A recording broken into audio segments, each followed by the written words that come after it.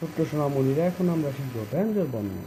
ক, খ, গ, গ, ঙ, ছ, ছ, বর্গের জ, জ, ঞ, ট, ঠ, ড, ঢ, মূর্ধন্য, ত, থ, দ, দ, দন্তান্ন।